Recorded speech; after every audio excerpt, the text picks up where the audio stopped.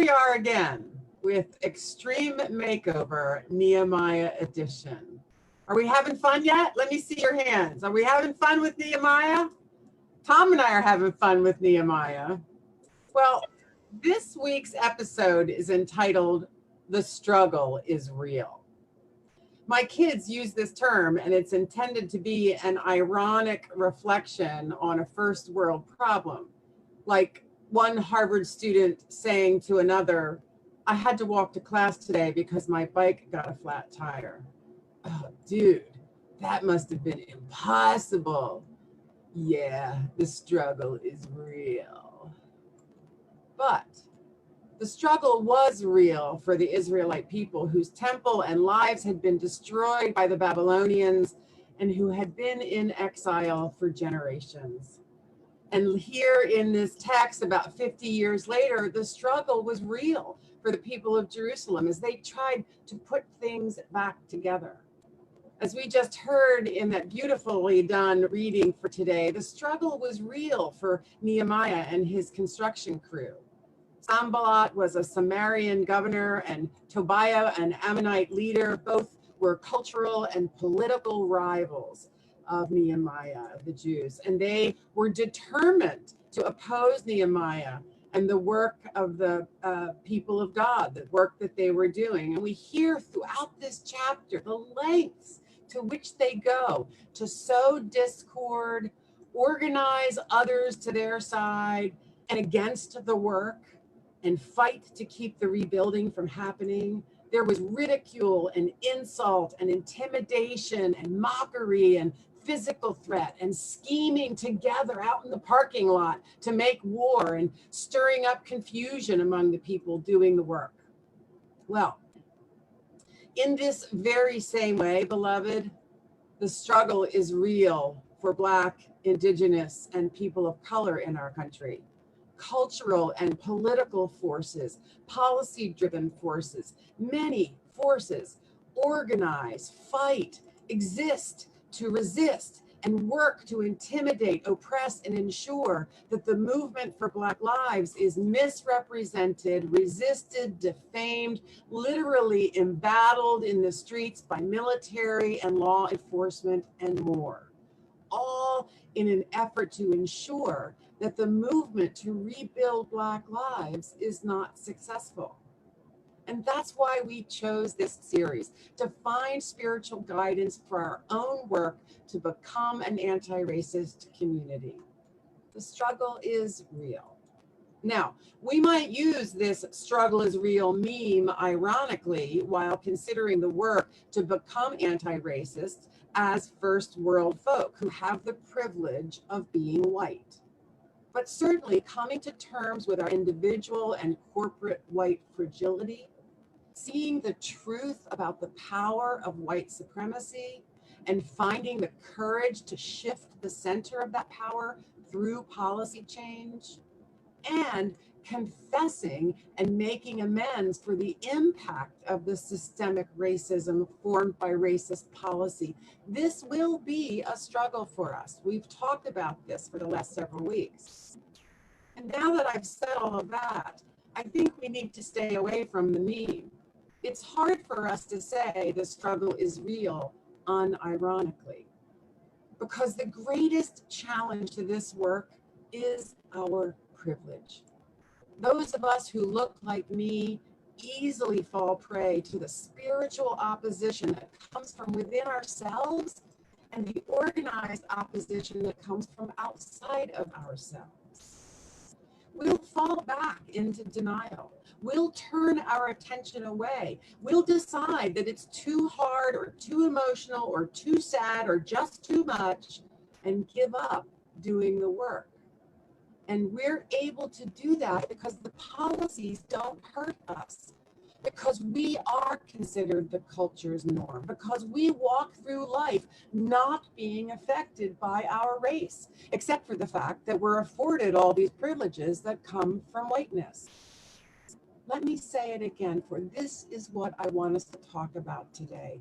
The greatest challenge, our greatest vulnerability to making a difference, the greatest opposition to our becoming anti-racist is our own spiritual condition and the ego-soothing privilege that we hold. For that ego will seek to oppose the change. So let's take a moment to join Nehemiah again, who's facing some pretty strong opposition. As he has for several weeks, Nehemiah shows us a way through.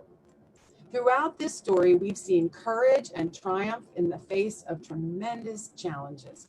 Remember that Nehemiah was not a religious professional leader of the prophetic age, but a lay person, one of great faith, who responded with decisive action when he felt the call to guide and lead his people out of physical and moral laxity.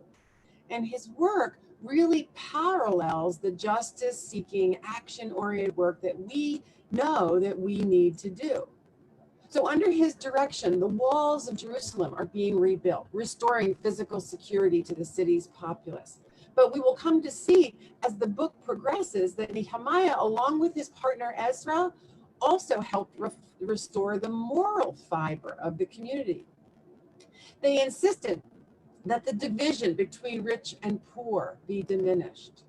They forbade the land-grabbing, freedom-robbing practices of the wealthy that put the poor into slavery and the community into disarray.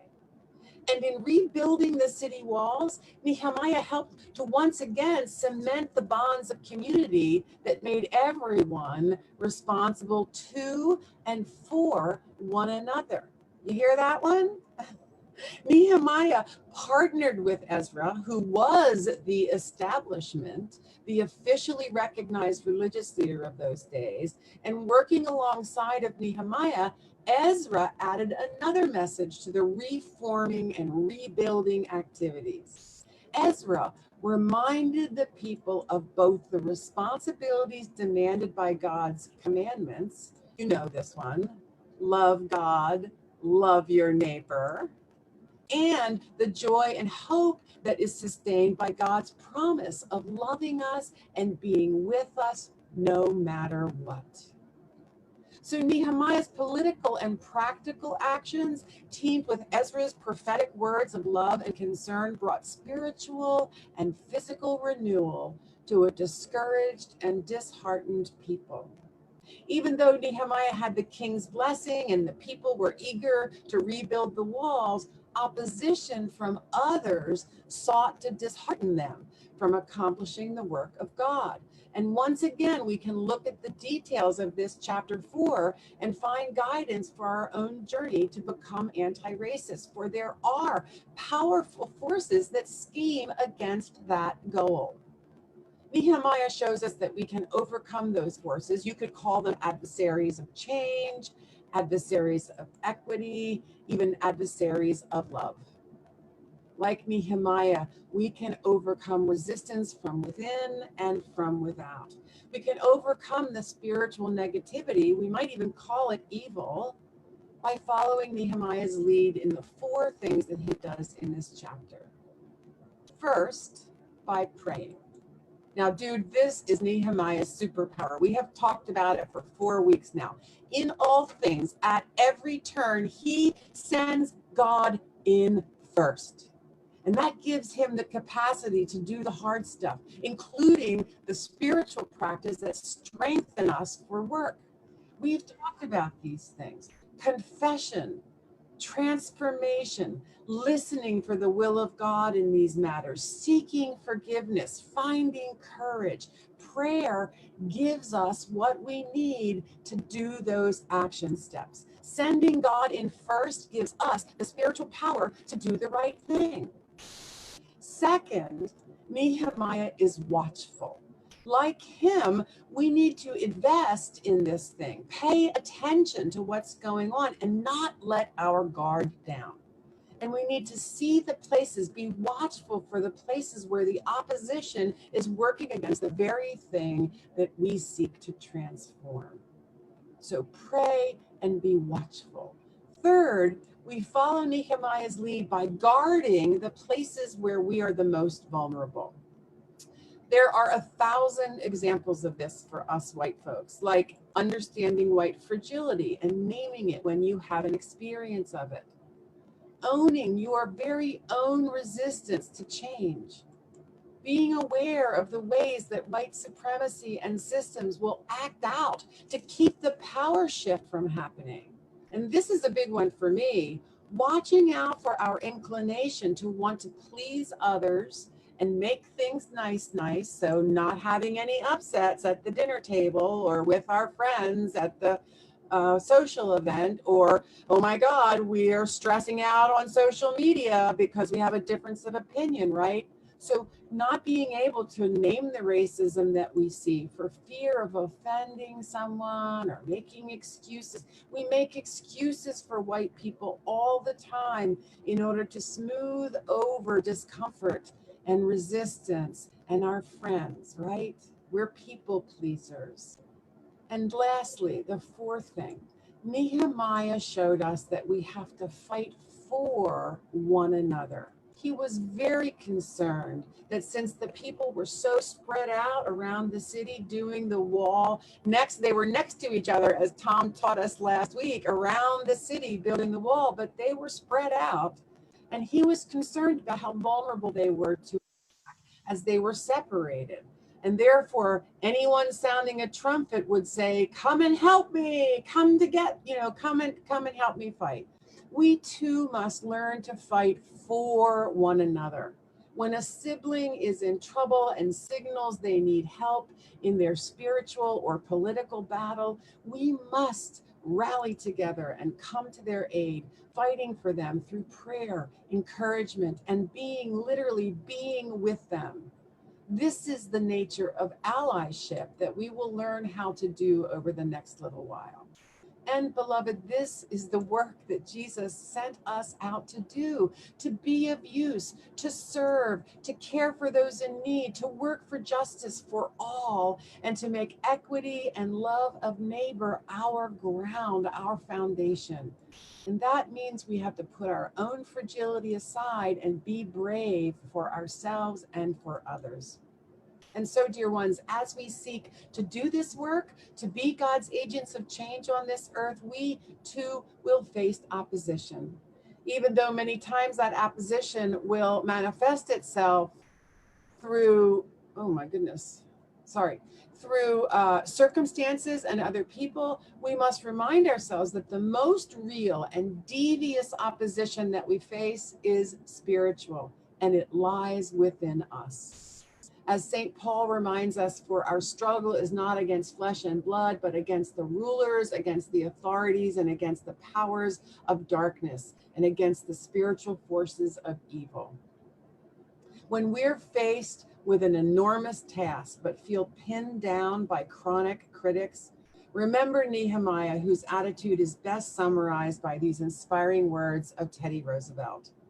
It is not the critic who counts, not the man who points out how the strong man stumbles or where the doer of deeds could have done them better.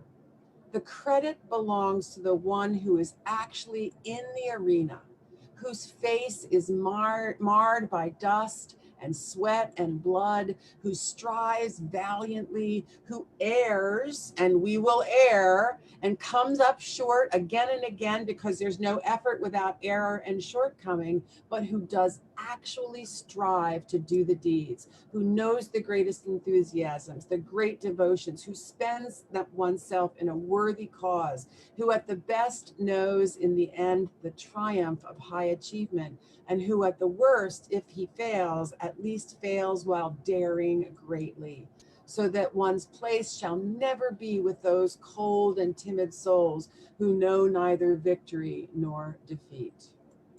And so, beloved, I want to invite us into some conversation. It is 11:02, so I'm going to say Bailey's in the back helping us with breakout rooms. We are going to break into 3 breakout rooms. And the question for your breakout room is this. As you see yourself becoming an anti-racist and an ally to the movement for Black lives, Where do you experience yourself most vulnerable to opposition? So where are those places where you feel vulnerable to keeping on when we talk about becoming anti-racist? Bailey's going to put us in. They're dropping like flies, I see. Bailey's going to put us into some breakout rooms. We'll have 3 breakout rooms, and I'm hoping that Stephanie and Paul will partner to make sure everybody gets a chance to share in that breakout room, and then Tom and I will lead the other 2. So here we go.